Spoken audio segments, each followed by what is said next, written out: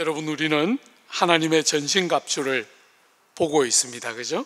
오늘 두 번째 갑주의 두 번째 부분 보게 될 텐데 14절입니다. 14절.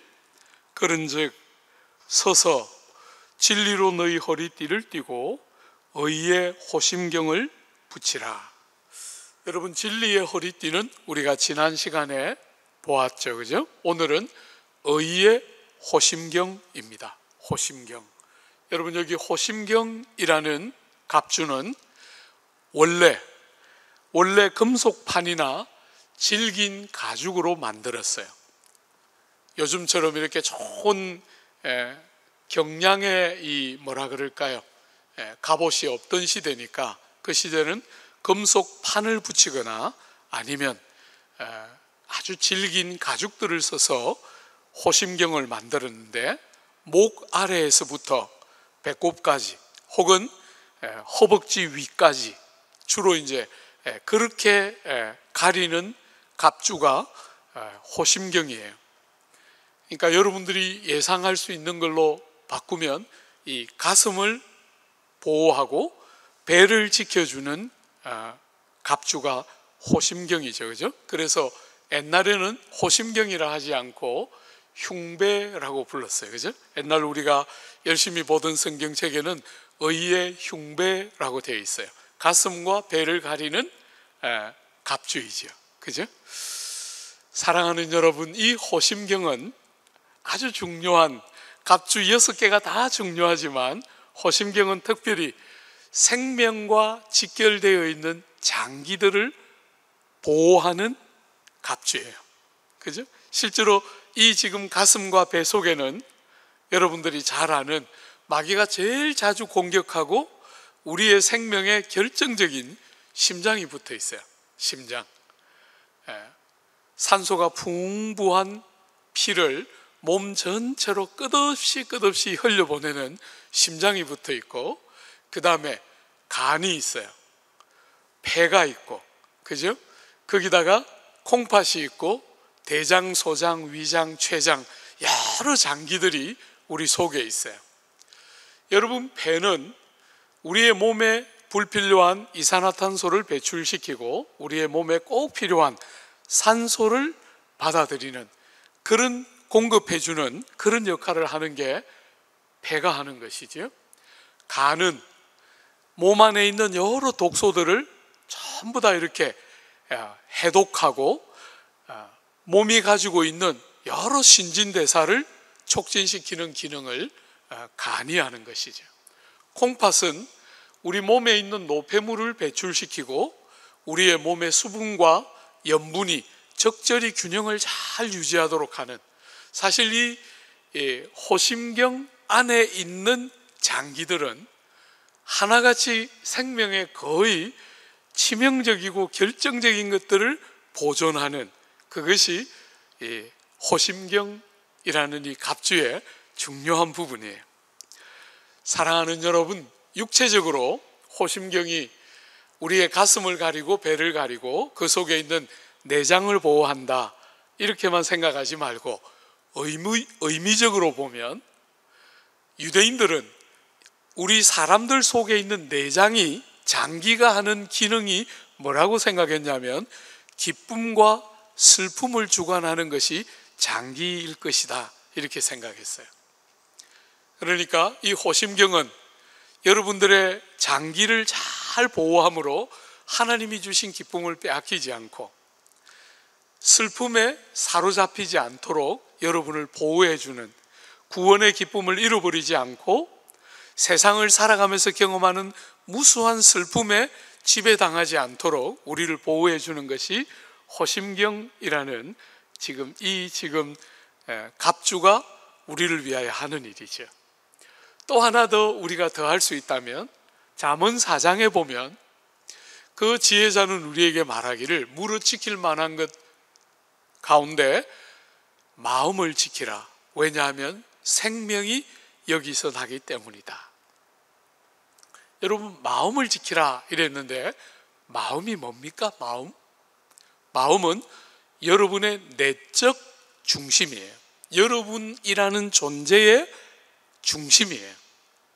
그러니까 화종부라고 말할 때 화종부가 어떤 사람인가 하는 것은 그 마음이 핵심이고 중심이죠. 그죠? 저라는 인격의 핵심이 마음이에요. 그러니까 호심경은 다르게 표현하면 여러분의 존재의 중심을 지켜내고 보호하는 역할을 한다는 거예요. 여러분이 정말 여러분 되게 하는 것, 여러분이 정말 여러분다운 것이 무엇인가 하는 것을 잘 지켜서 보호하도록 도와주는 것이 호심경이 하고 있는 일이지요. 사랑하는 여러분, 오늘 본문에서 우리는 호심경이 육체적으로 의미적으로 이런 일을 하는 것이다 했는데, 뭐가 호심경이라고 성경은 가르칩니까? 의의 호심경, 이렇게 불렀죠. 그죠? 의가 호심경이라는 거예요. 여러분의 가슴을, 여러분의 배를, 그리고 그 속에 있는 장기를 보호하고 여러분들이 하나님이 주신 구원의 기쁨을 빼앗기지 않고 슬픔에 사로잡히지 않고 이 땅을 살아가면서 여러분의 존재를 딱 견고하게 붙들고 살 수 있는 아주 중요한 하나님이 주신 선물은 의라고 말하는 거예요. 의. 여러분이 의라는 단어는 기독교 신약 성경에서 가장 중요한 개념 중에 하나예요. 우리 한국 사람들은 단어의 정의를 별로 중요하게 여기지 않기 때문에 의가 많이 나오지만 그냥 대충 생각하고 지나가지만, 의라는 것은 하나님과 우리의 바른 관계를 말하는 것이죠. 그죠? 말하자면 여러분의 정서가 보호되고 여러분이 이 땅을 살아가면서 자기의 정체성을 분명하게 가지고 살 수 있으려면 하나님이 우리에게 허락하신 바른 관계 안에 잘 머무는 것이, 의를 딱 붙들고 사는 것이 너무너무 중요한, 여러분을 보호하는 길이라는 거예요. 사랑하는 여러분, 복음이 왜 복음일까? 한번 여러분 생각해 보신 적 있으신가요? 복음을 굿뉴스 혹은 요한겔리온 이렇게 해서 좋은 소식, 행복한 소식 이렇게 말하는데 왜 복음을 그렇게 부를까요? 여러분, 로마서 1장 17절에는 이렇게 표현하고 있어요. 복음에는 하나님의 의가 나타나 있기 때문이다. 복음을 우리가 복음이라 그러면서 좋아하고 굿뉴스라고 부르는 이유는 복음에는 하나님의 의가 나타나 있다는 거예요. 마틴 루터는 종교개혁을 하기 직전에 이 로마서 1장 17절을 읽으면서 너무나 고통을 받았어요. 복음에 마저도 하나님의 거룩하고 의로운 성품이 드러난다면 도대체 복음이 어떻게 복음이 될 수 있을까 하는 것이 마틴 루터의 고민이었는데, 어느 날 루터가 깨닫게 돼요. 복음에 나타난 하나님의 의는 하나님이 얼마나 거룩하신가, 하나님이 얼마나 의로우신가 하는 하나님의 성품을 말하는 것이 아니라 우리같이 자격 없는 죄인들을 의롭다 여겨주시는, 자격 없는 자들에게, 죄인들에게 의롭다고 여겨주시는 하나님이 제공해 주시는 의가 복음에 나타나 있기 때문에 복음이 복된 소식이 되는구나 하는 것을 루터는 깨닫고 종교개혁의 횃불을 들게 돼요. 사랑하는 여러분, 복음이 우리가 그렇게 사랑하고 우리가 그렇게 복음하는 이유는 복음에는 죄인인 우리가 죄 중에 멸망하지 않도록 우리 죄인들의 죄를 용서하시고 우리를 적극적으로 하나님과 바른 관계 안으로 이끌어 가시는, 의롭게 여겨주시는 하나님이 공급해 주시는 의가 들어있기 때문에 우리 것이 아닌데 하나님께서 우리의 것으로 여겨주시는 의가 복음 안에 들어있기 때문에 이 복음이 우리의 소망이 되고 기쁨이 되는 것이지요.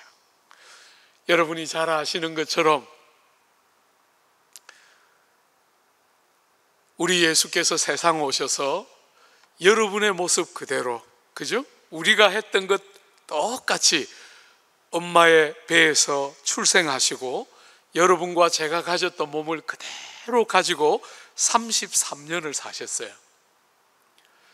여러분, 그 주님의 지상에서의 33년의 생애는 그냥 십자가를 준비하기 위한 생애에 그치는 것이 아니에요. 제가 여러 번 설교했지만 주님의 그 지상에서의 33년은 아담의 타락 이후에 모든 인류가 반복해서 지어왔던 하나님의 율법과 하나님의 기대와 하나님의 요구를 거의 모든 사람들이 예외 없이 실패하고 깨뜨리고 부정하고 범죄했던 그 모든 율법의 요구를 예수께서 여러분과 저와 똑같은 몸을 가지고 사람으로서 율법의 모든 요구를 다 충족시키시는 것, 그것이 주님의 지상에서 33년의 생애의 핵심 중에 하나예요. 사람으로서, 여러분과 저와 똑같은 사람으로서 사람들이 그득그득 실패했던 율법의 요구를 다 순종하고 다 이루어내시는, 그래서 성경은 예수님은 율법의 완성이시다, 예수님은 율법의 끝이시다, 그렇게 말하는 것이죠. 그죠? 예수께서 율법을 부정하신 것이 아니라 율법을 다 순종하심으로 율법을 완성시켰기 때문에 율법이 예수 믿는 자들에게 더 이상 요구할 것이 아무것도 없게 하신 그 예수의 33년의 사심과 거듭거듭 사람들이 율법을 어겼지만 하나님이 모든 죄인들에게 다 죄를 심판하지 않으셨어요. 어떤 죄는 이 땅에서도 하나님이 심판하시기도 하시지요.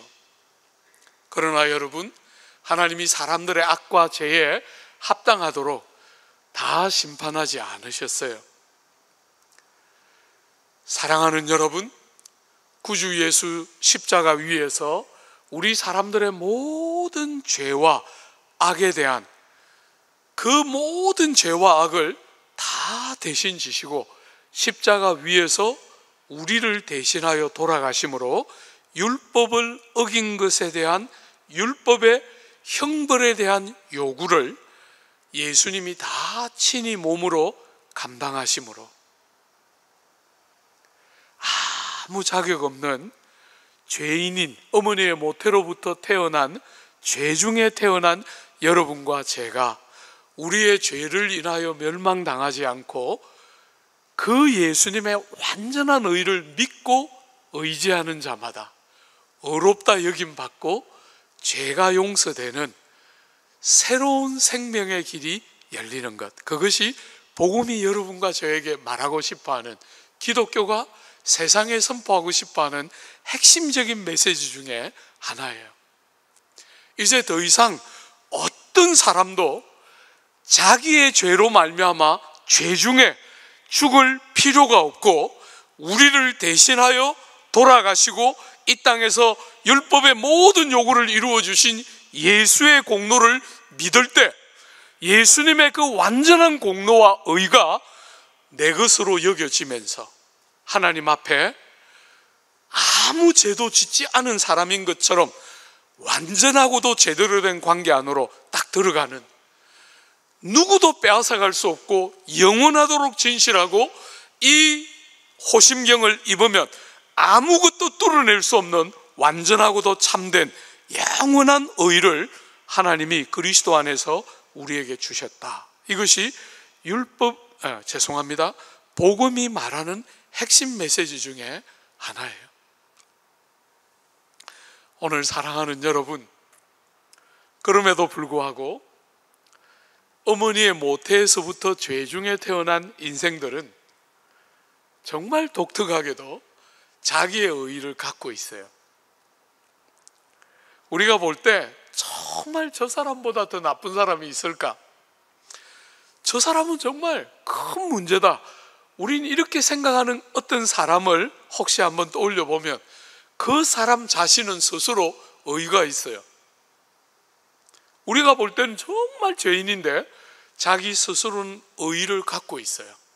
이게 죄인들의 제일 큰 문제 중에 하나예요. 여러분, 우리가 이번 주간에 우리 사회를 되게 아프게 했던 것은 감옥에서 나온 지 얼마 되지도 않는 분이 두 분의 여성을 살해하는 일이 계속 보도되었잖아요.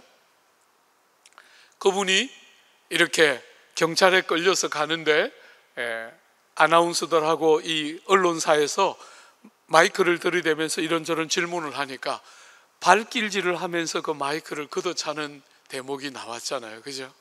제가 그거 보면서도 똑같은 생각을 했어요. 어떤 사람도 죄 중에 태어난 우리 죄인들은 자기 의의가 있어요. 하고 싶은 말이 있는 거예요. 온 나라가 이렇게 아파하면서 바라보고 있는데도 하고 싶은 말이 있어요. 자기의 논리, 자기의 의의가 있는 거예요. 이것이 인생의 제일 큰 불행이에요. 여러분, 바리새인들의 불행은, 바리새인은 흔히 도덕적으로 말하는 나쁜 사람들이 아니에요. 바리새인의 가장 큰 불행은 나름 윤리적으로 바르게 살려고 노력했던 사람들이에요. 나름 종교적으로 살아보려고 몸부림쳤던 사람들이에요. 그런데 그들의 그 삶의 방식이 자기 의와 결합이 되기 시작하면서 정말 우리를 의롭다 하시는 구주가 이 땅에 오셨을 때 그 구주의 메시지와 삶을 제일 못 받아들이고 거슬렀던 사람이 바리새인이에요. 모든 사람들의, 모든 죄 중에 태어난 사람들의 특징은 자기 의를 가지고 아주 바닥에 떨어질 때까지 떨어져도 하고 싶은 말을 갖고 살아요. 그런 사람들의 삶에 은혜가 오면, 그죠? 은혜가 임하면 어떻게 됩니까? 죄가 보입니다. 우리의 의라고 믿었던 것들이 얼마나 냄새나고 수치롭고 악한 것인지가 보이기 시작해요. 그래서 죄인들을 부르시는 구주의 그 부름을 전심으로 환영하기 시작하게 되는 거예요. 어떻게 악한 사람들이라도 자기 의를 내려놓지 않는데 은혜가 임하기 시작하면 자기 의가 내려놓아지기 시작해요. 그리고 나를 나되게 하는, 나 같은 자를 하나님 받아주시고 용서하시는 하나밖에 없는 길이 예수의 의로 옷 입는 것이라는 사실을 깨닫게 되면서 전심으로 예수를 의지하게 되는 거예요. 사랑하는 여러분, 주 안에 사랑하는 여러분, 이것이 여러분이 여러분 되고 제가 제 되게 하는 우리의 아주 견고한, 아무도 파괴하거나 빼앗아갈 수 없는 우리의 아주 견고한 기초요, 우리의 기본임을 여러분 한시도 잊어서는 안 돼요.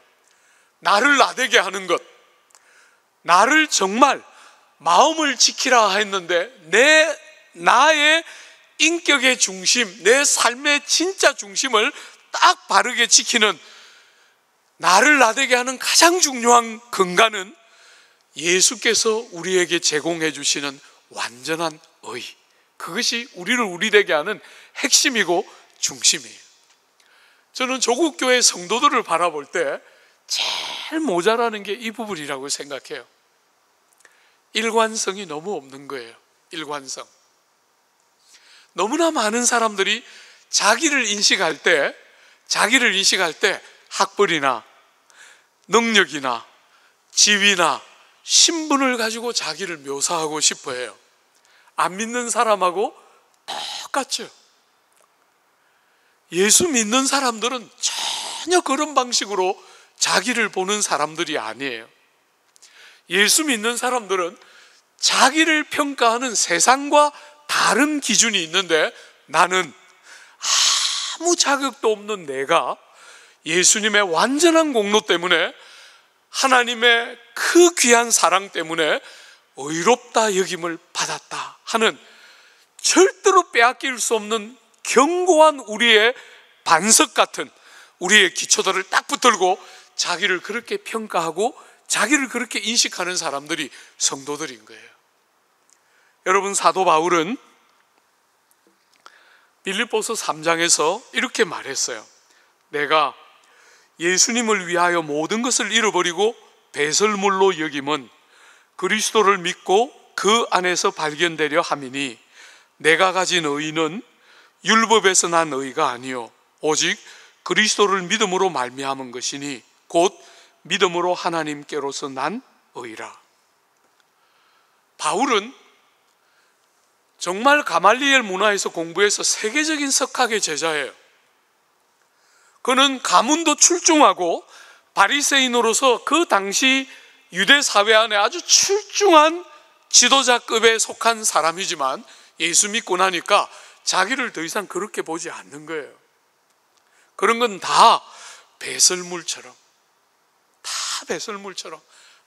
아무 도움이 안 되는 건 말할 것도 없고 배설물처럼 여긴다는 거예요.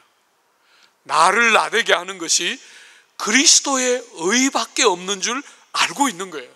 그게 자기를 바라보고 자기를 평가하는 견고하고도 분명한 기준이 그리스도가 나 같은 죄인을 의롭다 하셨다. 내가 하나님 앞에 설 수 있는 것은 나의 공로가 아니라 예수의 완전한 공로에 힘입어서 자격 없는 내가 하나님 앞에 담력을 가지고 설 수 있는 유일한 길은 그리스도의 의를 옷 입는 것이고, 그것이야말로 나를, 새로운 나를 나되게 하는 핵심인 줄 알고 이전에 좋았던 것들을 배설물처럼 여긴다는 거예요. 저는 이런 부분에서 한국교회 성도들이 일관성이 너무 없다. 종교적인 영역에서는 철저할 만큼 예수 믿는 거 동의도 하고 하는데 실제로 자기를 드러내야 되는 자리에서는 학벌이나 능력이나 재능이나 성취나 이런 것들을 말하기를 좋아하는 일관성 없는 성도들을 너무 많이 봐요. 이중적이고 외식적이고 가식적인 사람들을 너무너무 많이 봐요. 합당하지 않은 것이지요. 나를 보는 세상과 다른 나의 기준은, 나를 나대게 하는 것은 그리스도밖에 없는 것이에요. 하나님의 은혜와 예수의 완전한 공로가 나를 나대게 하는 핵심이고 중추예요. 여러분, 이것이 견고하고 이것이 일관성이 있어야 비로소 마귀가 여러분과 저에게 와서, 우리가 시련을 통과하고 고난을 겪을 때 마귀가 와서 말하지 않습니까? 봐, 하나님이 사랑이시지만 정말 사랑이시라면 너가 이렇게 고난을 받는데 안 도와주실 수 있어? 그렇게 말할 때 많은 사람들이 그런 유혹 앞에 넘어가는 거예요. 왜? 자기를 보는 기준이 세상과 너무 비슷하기 때문에 마귀가 그런 기준을 가지고 유혹할 때 자꾸 넘어가는 거예요.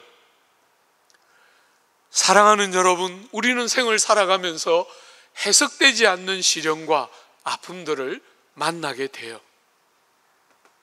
그럴 때 마귀가 그렇게 하나님이 널 사랑한다고 그럴 리가 없지, 이럴 때 함께 막 기쁨을 빼앗기고 슬픔에 사로잡혀서 자책하고 낙심하는 것이 아니라, 여러분, 우리가 지난 금요일 저녁에 이사야 41장 할 때도 보았죠? 세상을 사는 사람들이 흔히 하는 세 가지 이야기가 있어요. 내 문제가 너무 크다. 내 문제가 너무 크기 때문에 나는 기뻐할 수가 없다. 내가 지금 만나고 있는 문제가 클 뿐 아니라 환경과 상황이 너무 고통스럽고 열악하다. 그리고 나는, 그런 일을 감당해야 되는 나는 너무 버러지 같고 너무 지렁이 같다. 이 세 가지가 세상을 사는 사람들의 아픔의 핵심이잖아요. 그죠? 문제와 대적이 너무 크고 환경이 너무 척박하고 그 일을 감당하려는 내가 너무 부족하고 모자라는 것, 그게 모든 사람들이 불평하고 마음 아파하면서 행복해할 수 없는 이유라고 다 말하는데, 우리가 이사야서 41장에서 봤지만 지렁이 같지만, 우린 정말 지렁이 같지만 환경이 너무 척박하고 당면한 문제가 너무 커 보이지만 우리 하나님이 크고 영화롭기 때문에 해석되지 않는 삶의 시련을 목전에 놓고 마귀가 우리의 장기를 공격하면서 우리를 슬픔에 빠지고 낙심천만하게 만들고 싶어 할 때 똑같이 빠지는 게 아니라 해석되지는 않지만 나를 사랑하시는 그 하나님이 이 슬픔을 통과하는 지금도 나를 사랑하실 줄 믿어 하고 믿음을 사용하는 것이지요. 그죠? 그래서 이기는 것이에요. 그저 자기 연민에 빠져서 내 인생에 잘 되는 일이 뭐가 있었어 하면서 자기 연민에 빠져서 신세한탄하는 것이 아니라 그거는 믿기 전까지의 나였다면, 믿고 나면 나를 나되게 하시는 이는 예수의 완전한 공로야말로 나를 나되게 하는 나의 존재의 가장 중요한 기본이며 요동할 수 없는 기초인 줄 딱 붙들고 마귀가 어떻게 우리를 흔들어 댈 때 고난 중에 죄를 짓고 나서 너까짓 게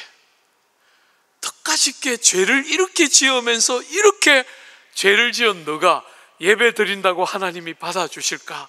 이렇게 우리를 공격해 올 때 나를 나되게 하는 것은 나의 행위가 아니고 나의 어떤 자질이 아니고 그건 세상이 바라보는 방식이라면 믿음으로 사는 우리는 나를 나되게 하는 것은 예수의 완전한 공로 빼고는 나를 나되게 할 것이 아무것도 없다는 것을 너무나 잘 알기 때문에 마귀의 그런 성사 앞에 절대로 지지 않고 주님의 공로를 더 전심으로 의지하면서 절대로 슬픔에 사로잡히지 않고 주님이 주신 구원의 기쁨을 빼앗기지 않고 눈에 눈물이 흐르는 순간에도 우리의 영혼에 두신 하나님의 감격과 구원의 영광을 도무지 빼앗기려고 하지 않는 의의 호심경, 의의 흉배를 붙이라, 이렇게 우리에게 말하고 있는 것이에요. 여러분, 저는 목회를 하면서 사랑하는 성도들 중에 거듭나고 예수님을 인격적으로 만날 때 놀라운 체험을 하고 있는 분들을 간혹 보게 돼요. 통계를 내기를 좋아하는 미국 사람들이 통계를 냈는데 믿는 성도들 중에 약 13%인지 23%인지가 정확하지 않는데 하도 오래전에 본 거여서 그건 죄송합니다만 둘 중에 하나는 거의 틀림없을 거예요. 13% 아니면 23% 정도의 성도들만 그런 경험을 가지고 회심을 경험하게 된다는 거예요. 70% 혹은 80%에 가까운 성도들은 그런 경험이 없이 예수를 믿게 된다는 거예요. 그런 아주 특혜를 받은 것 같은 소수의 사람들, 특별한 경험을 하면서 주님을 인격적으로 만난 사람들이 턱 보기에는 굉장히 좋아 보이지만 여러분, 하나님은 그런 분이 아니세요. 하나님은 편애하는 분이 절대로 아니세요. 저는 그런 분들을 대할 때 한 번씩 그런 분들의 영적인 침체를 가까이에서 봤어요. 왜요? 그 놀라운 체험을 했을 때 그들의 이 정서가 어때요? 너무 감격적이잖아요. 그죠? 너무너무 감격적이거든요. 살아계신 하나님이 정말 나를 만나주셨구나 할 때 얼마나 감격적이겠어요. 그 감격을 말할 수가 없죠. 그런데 이분들이 신앙생활을 할 때 빠지기 쉬운 오류가 뭐냐면 그렇기 때문에 그것이 정상적인 상태라고 자꾸 생각해요. 때로는 우리의 정서는 너무나 변덕스러워요. 우리의 정서는 늘 충만하지 못하고 때로는 우리의 정서가 참 메마르고 우리의 정서가 때로는 그렇게 충만하지 않을 때가 있는데 그러면 믿음이 잘못됐다고 자꾸 생각해요. 체험이 너무 크다 보니까 그때의 경험이 너무 생생하다 보니까 자꾸 그것을 기준으로 삼아서 정서적으로 뭔가 그런 상태가 안 되면 믿음이 잘못되었다고 자꾸 생각한다는 거예요. 자기를 보는 기준이 뭐예요? 그때의 경험을 가지고 자기를 자꾸 재는 거예요. 여러분이 경험이 있었든지 없었든지 아무 관계없이 여러분을 여러분 되게 하는 것은 예수의 공로예요. 그런데 신앙의 견고한 기초에 자기를 세운 게 아니라 자기가 했던 특별한 경험에 자꾸 자기를 세우니까 그런 경험이 없으면 자꾸 침체에 빠지는 거예요. 사랑하는 여러분, 성도들이 한 번씩 놀라운 체험을 하면 저에게 와서 말해요. 목사님, 이제는 어떤 일이 있어도 문제가 없어요. 저도 그런 생각한 적 많이 있었어요. 이제부터는 어떤 일이 생겨도 내가 이길 수 있겠구나. 왜? 어떤 특별한 경험이 주는 위로가 있었기 때문에 그런 생각을 쉽게 하고, 이제는 정말 성도답게 제대로 살겠구나, 이런 생각 저도 한 적이 많이 있어요. 여러분들이 다 경험한 것처럼 놀라운 체험이 시간이 흘러가면 감격을 점점 잃어가게 되는 게 여러분의 경험이고 저의 경험이에요. 그건 영원한 것이 아니에요. 우리의 영원한 토대는 예수 사건이에요.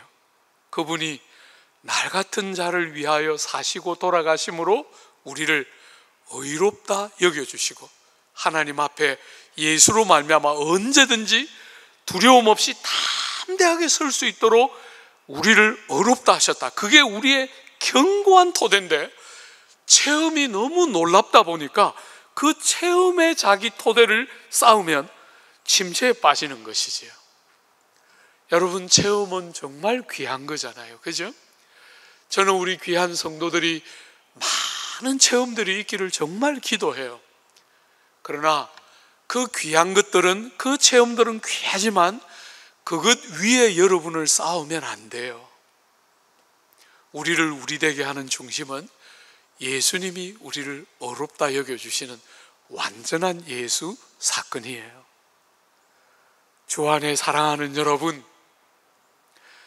꼭 잊지 말고 여러분이 마귀와 싸울 때 의의 호심경을 딱 입을 때 절대로 잊지 말고 여러분을 여러분 되게 하는 중심, 여러분의 마음을 지키고 여러분을 제대로 지킬 줄 아는 너무나 귀중한 도구는 그리스도께서 우리를 위하여 허락해 주신 그 의를 옷 입고 의의 호심경, 그 의를 호심경으로 삼을 때 우리가 마귀의 미혹을 이기고 승리할 수 있지요. 여러분에게 제가 여러 번에 걸쳐서 그렇게 말했으므로 마지막으로 하나만 더 생각해야 해요. 여러분, 의의 호심경이라고 부를 때 이 의는 틀림없이 죄인인 우리를 향한 하나님의 많은 사랑과 예수의 완전한 사건이 만든, 그래서 우리같이 자격 없는 자들을 의롭다 여겨주시는 의를 말하는 것이 틀림없어요. 정말 그렇죠, 그죠? 그러나 여러분이 생애가 상당한 정도로 지나갈 때까지 여겨주는 의만 말하고 있으면 안 돼요. 이 의의 호심경 안에는 예수의 완전한 공로에 근거한 정말 여겨주시는 의가 지배적이고 중요한 내용이면 틀림없지만 거기다 여러분들이 이제 더 이상 이름만 의롭다 여김 받았다라고 이름만 남아있지 않고 세월이 흘러가면서 더 이상 옛날처럼 살 수 없고 더 이상 우리의 몸을 죄를 위한 흉기로 사용하기를 멈추고 나를 위하여 나를 의롭다 하시고 은혜의 보좌의 무시로 받아들이신 아버지를 아는 데서부터 오는 의로운 삶의 결단, 거룩한 삶의 몸부림, 선을 위한 애쓰고 수고하는 삶, 이런 것들이 아무것도 없이 끝없이 덧입은 의만 말하면 여러분은 잘못된 신앙생활을 하고 있을 가능성이 크다는 거예요.